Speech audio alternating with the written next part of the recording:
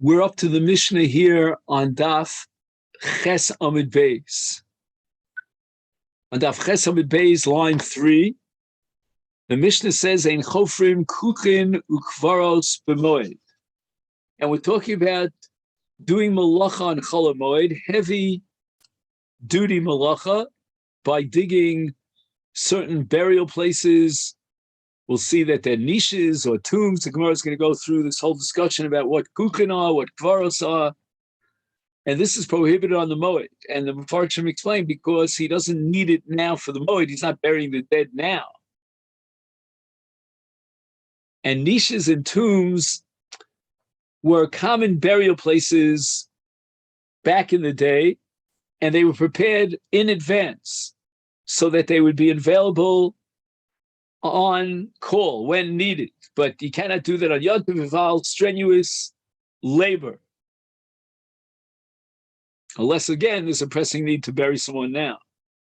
Avo mechanchim es hakuchim b'moed. Mechanchim here means that you have to adjust a burial niche. It's too large, too long, and you want to stuff it in there with rocks so that it shortens it, and that you're allowed to do on Chol Moed.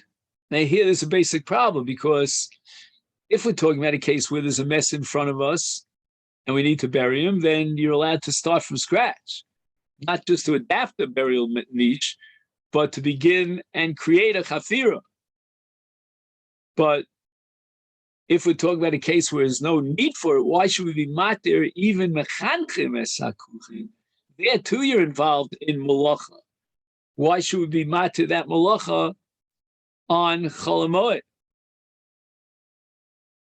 To lengthen, to strengthen these niches. And this restriction, with regard to making new niches or tombs, that means there's no need for the Chol Moed. And if there's no need for Chol Moed, why permission to adopt a niche when there is malach involved? Why should that be permitted? And here we have to introduce a concept called Tzarchei Rabim that we discussed back on Daf Hey. And in the case of Tzarchei Rabim, we're going to allow certain malacha, which is not a Maaseh Uman.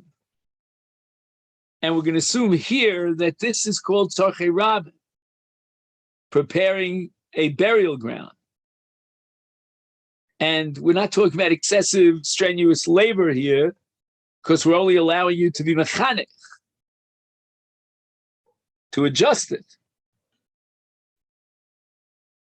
So tircha yisera, in a case of tzarchei yachid, would not generally be mutter unless there was a pressing need. However, in a case of tzarchei rabim, even if there's no pressing need, as long as we're not involved in tircha yisera or in a meleches uman, we could be matered. The aron imames bechotzer, Rabbi Yehuda Oser, Elam Kain Yeshimon Nesara. So we're talking now about, okay, we skipped Nivreches. We'll come back to Nivreches just a second, but we're talking about cutting up boards on Chol Moed. And the boards weren't prepared before Chol Moed, before Yom Tov. He needs these boards to construct some sort of a coffin right there in his courtyard, which presumably is a little bit of a private space. We'll see why that's important. So he's creating this coffin for the deceased, and the Mishnah is going to allow you to cut, according to Tanna Kama at least, to cut these boards down if the mess is there, im hames, in the presence of the mess. And what's this all about? He says the following, that he's doing the work of cutting these boards in that very same place, that courtyard where the deceased, the corpse, is lying. lying, Lying. And it's permitted to saw the board for a coffin, to assemble it. But if the deceased is not there, then people are going to suspect him of doing work for a non-essential construction project during Chol Moed. And Rabbi Yehuda says that kuchen b'chafira ukvaros b'binyan.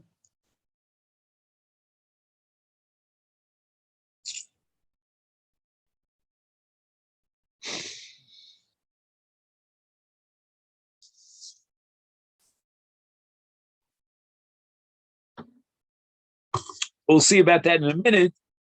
But basically, Rabbi Yehuda is going to require that he already has the boards cut up. He doesn't have to saw them on Chol Moed, which would be prohibited. Even in the case of a chotzer, and even if it's bifnei hames, it's prohibited. There's excessive exertion. It's tircha yisera.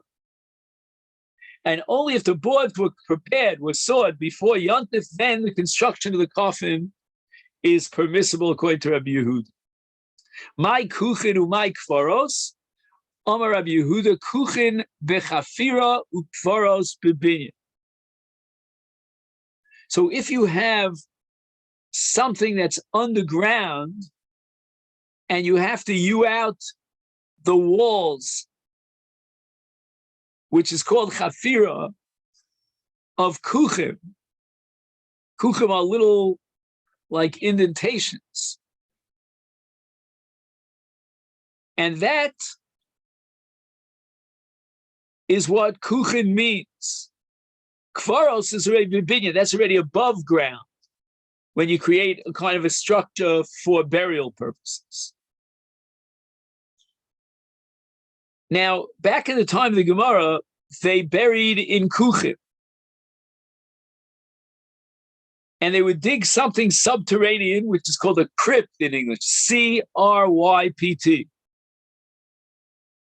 They would hew a series of horizontal recesses into the walls of the crypt, and each recess being large enough to contain a corpse, a single corpse. The niches served as the actual graves, with a corpse being slid into each one.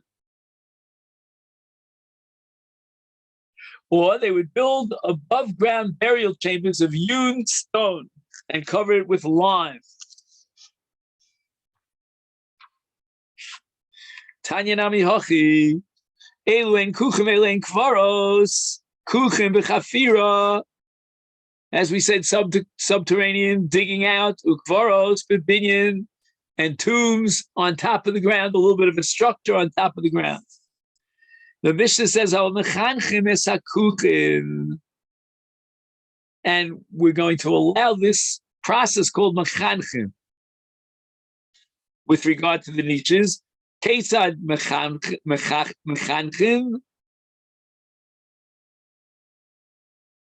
Rabbi Yehuda Shemhaya Aron Mekatzra.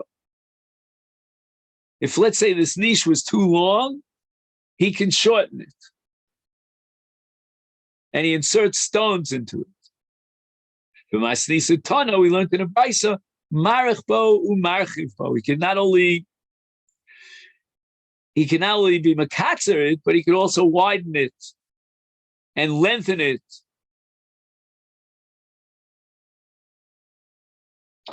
Now we go back to that line in the Mishnah that we skipped before. The osim nivreches b'moed. So they had ponds of water where they did the laundry. They're called wash ponds.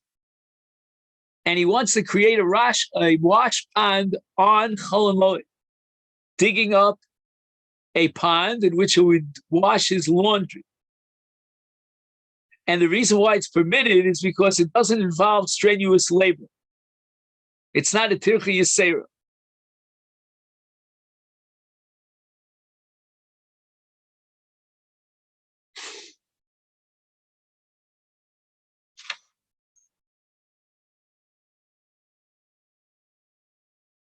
The osim nivreches, My nivreches, Omer Rabbi Yehuda zo bakia.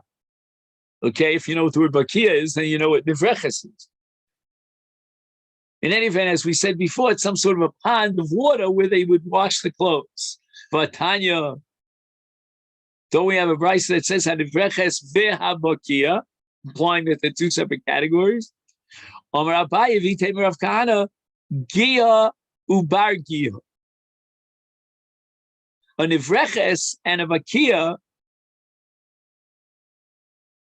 are primary pond and secondary pond. So the nivreches was a large pond into which all the laundry water was gathered. The bakia was a small adjacent pool that was connected by a channel to the nivreches and received its overflow of water. The aron imames bechatzer tanina laha de tanra. What we see in our Mishnah was taught to us in a brayso. The brayso says osin kol tzorchei hames. We're allowed on Chol Moed to perform anything that's for the need of the mess. For example, osin lo siaro. We're allowed to cut his hair, which is an iser malacha of mechatech. Umechasim bo lo ksuso. We will wash his shrouds for him. Osim aron will construct a coffin. Minasarim haminusarim me erev yontif, from boards of wood that were prepared already on erev yontif. And this reflects the sheet of Rabbi Yehuda in our Mishnah. You have to prepare the boards on erev yontif.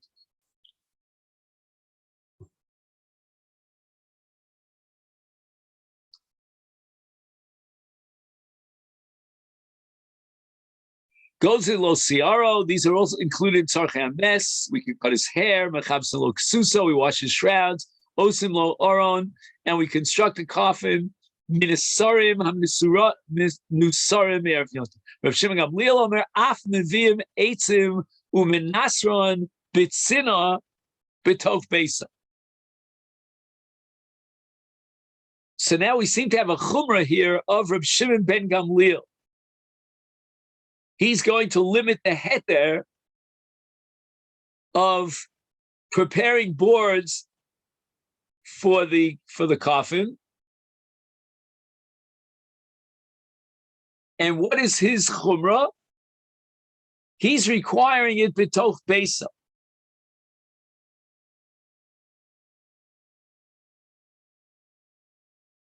Which means that although he agrees fundamentally with the Tanakama and Mishnah,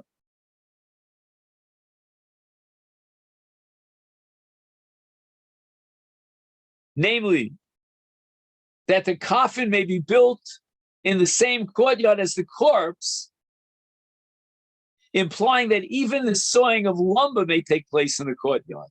Rav Shimon Gamliel states that if lumber must be sawed, it should be done so in the privacy of a house, but not outside in the courtyard.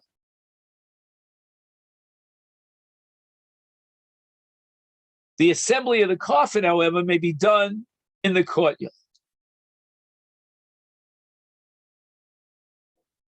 And this leads us to the Mishnah here in the middle of Daf Ches Amid Beis.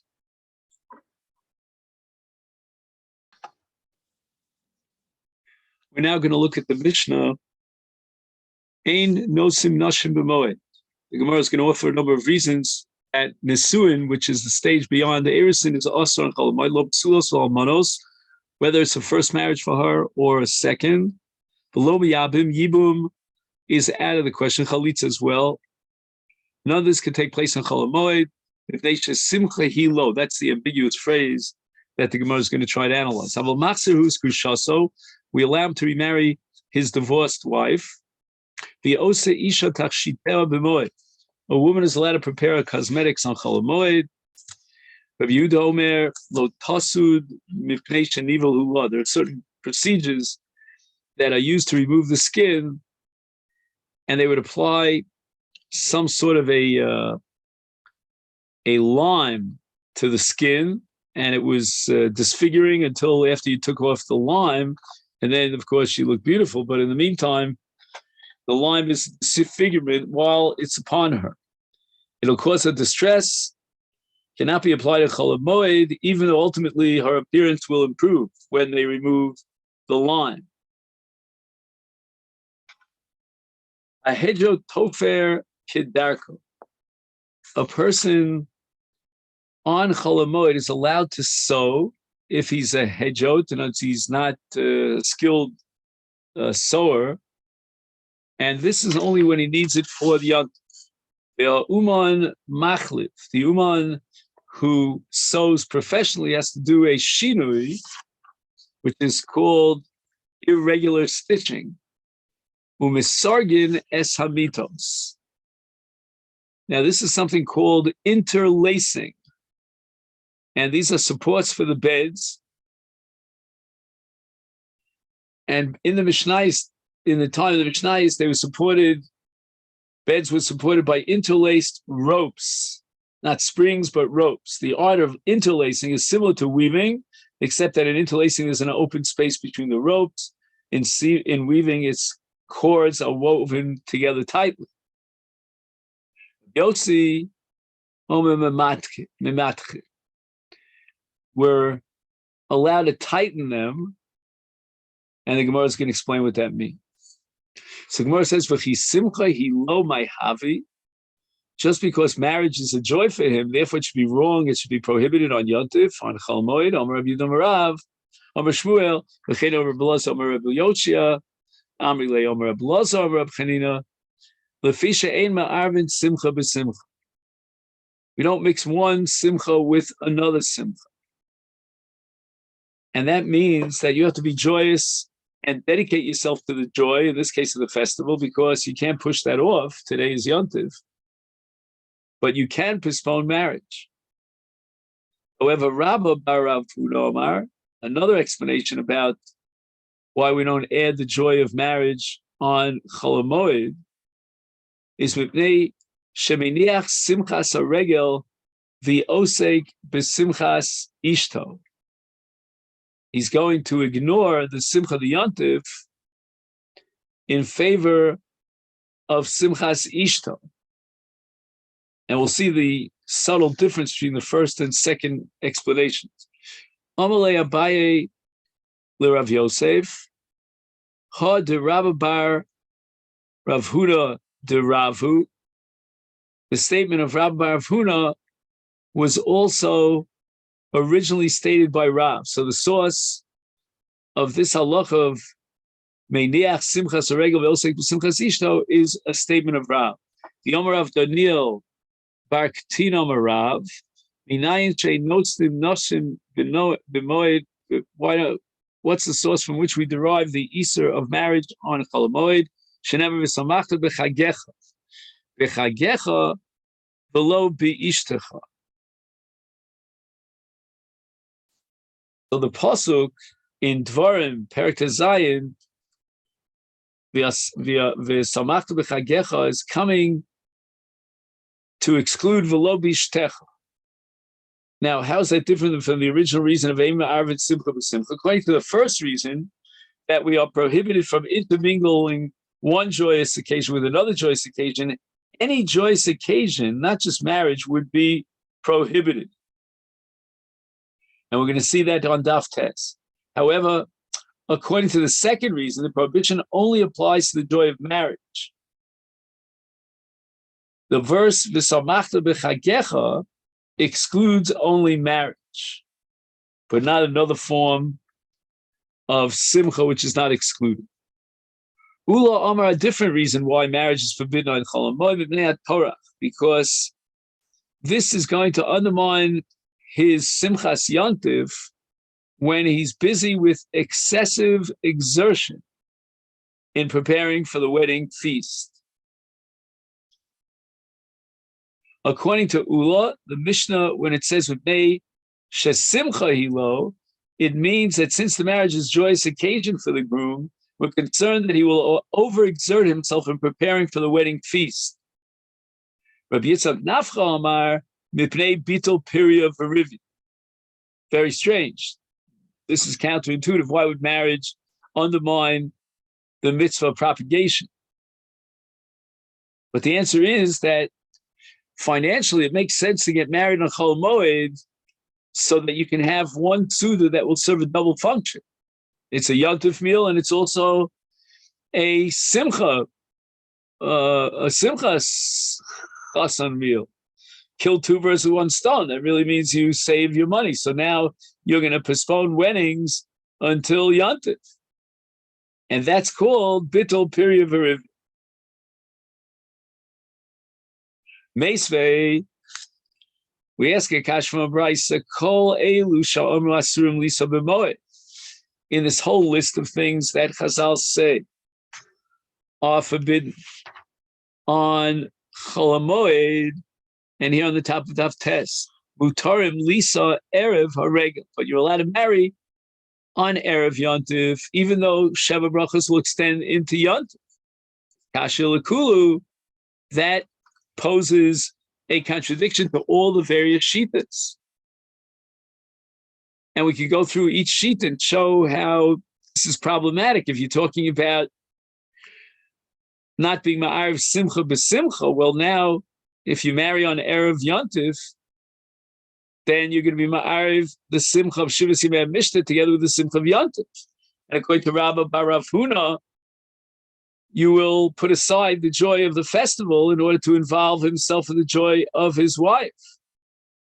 And therefore, getting married on Erev Yontif should be awesome.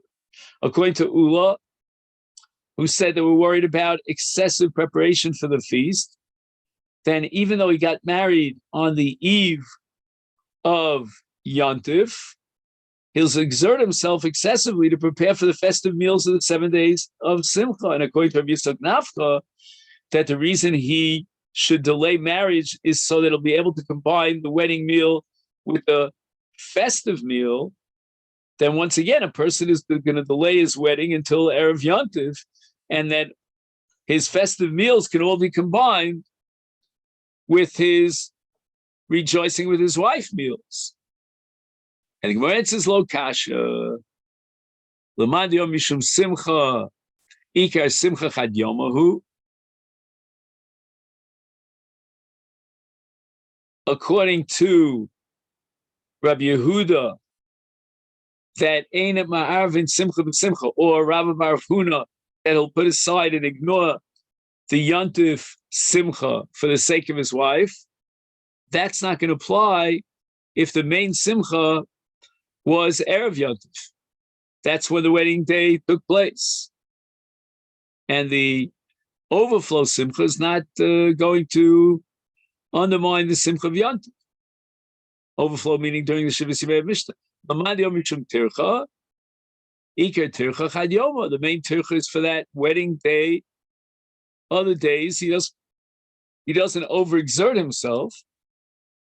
Our minig is that other people make the Sheva brachos. Ulamani yomishum piri v'rivya, bitul piri v'rivya, l'chad yom alo mashi inish nafshe.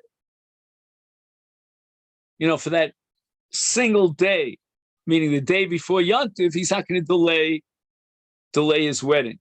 So, if a person were only allowed to marry on Erev Yontif, but not on the days of Yontif itself, then he's not going to delay his wedding until then.